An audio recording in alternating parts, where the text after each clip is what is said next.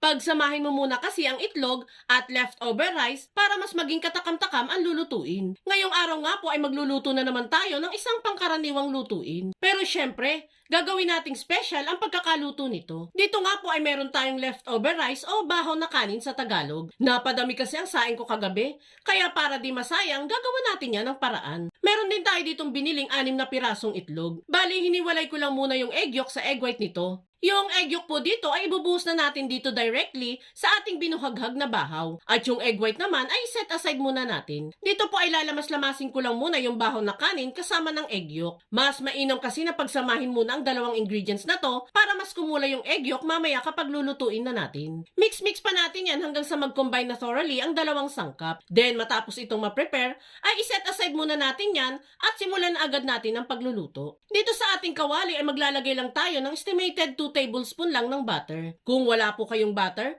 pwede naman po ang margarine dito. At kung walang butter at margarine, cooking oil na lang po ang ilagay ninyo. Tunawin lang muna natin ang butter dito bago ilagay ang mga aromatics. Unahin na natin diyang igisa ang pinino nating sibuyas bago isunod ang bawang. Palalabasin lang muna natin ang aroma ng niluluto bago maglagay ng susunod na ingredient. At habang ginigisa natin yan, gusto ko lang muna magpasalamat sa masusugid nating taga-subaybay na sila Ma'am Lucille Kasimsima ng Cagayan de Oro, Ma'am Mila Rabago ng Zambales, at Ma'am Teresita Moralia ng Bulacan.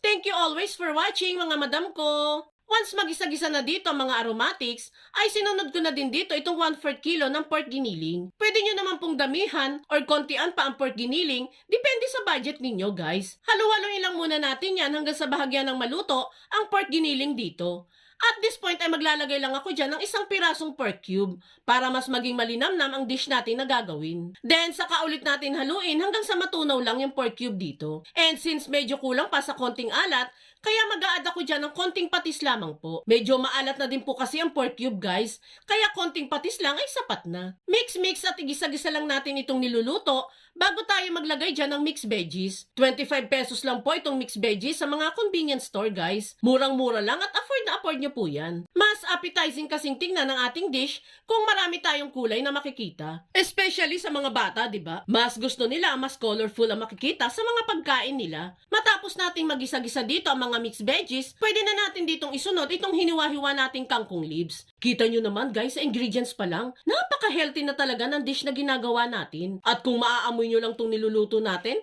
sure akong gugutumin ka talaga. Halo-haloin lang muna natin itong niluluto dito hanggang sa maluto na yung kangkong leaves na inilagay natin. Then at this point ay pwede na nating ilagay yung bahaw na kanin na may egg yolk. At kung nakaabot ka sa part ng video nating ito, it means na interesado ka sa niluluto natin today. At kung sakali pong magugustuhan mo ito, pwede po bang pusuan mo naman ang video natin? At mag-comment ka na din po sa baba kung taga saan po kayo. Malay nyo po, ikaw na ang sunod na ma-shoutout sa mga susunod na videos na gagawin pa natin. Maraming salamat po! Yan guys, hinahalo-halo ko lang muna maigi yung bahaw na kanin hanggang sa humalo ito sa ating niluluto. Makikita nyo din dyan na kumulay talaga yung egg yolk sa ating kanin. Hahalo-haloin at lulutuin pa natin ito ng 5 minutes bago natin ilagay yung egg white na itinabi natin kanina. Mix-mix lang natin yan hanggang sa maluto na all together ang mga sangkap natin dito. And kung sa palagay ninyo ay luto na itong niluluto natin, ay pwede nyo na itong hanguin.